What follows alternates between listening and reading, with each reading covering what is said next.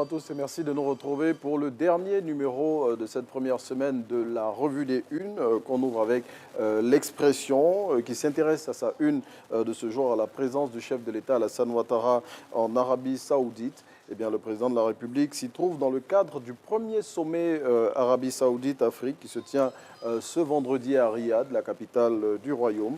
Le confrère, dans son numéro de ce jour, présente les enjeux de cette rencontre pour la Côte d'Ivoire. L'Inter aussi, à sa une de ce jour, s'intéresse au chef de l'État Alassane Ouattara.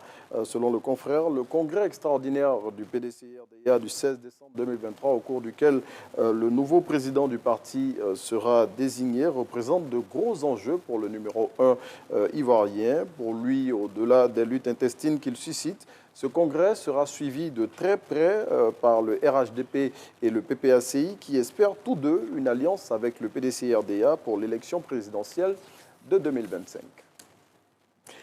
Fratmat consacre sa une de ce jour à un dossier sur une situation à laquelle on a tous été confrontés au moins une fois dans notre vie. C'est celle des pourboires pour lesquels on nous force pratiquement la main dans certains établissements. Dans le papier qu'il consacre au sujet, le confrère pointe du doigt certaines situations qui mettent souvent mal à l'aise. Et puis on referme cette semaine de la revue des Unes avec Biche, l'hebdomadaire satirique qui s'intéresse, lui, à sa une de cette semaine, au chagrin d'amour et à la façon dont il est vécu en fonction du lieu où on se trouve.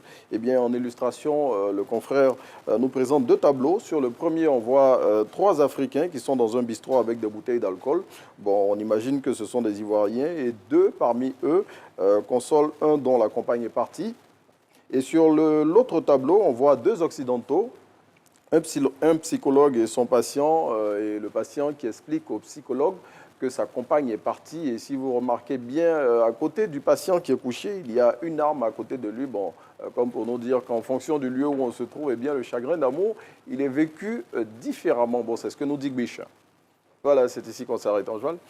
On a fini pour cette semaine. Non, mais pourquoi déjà? Oui.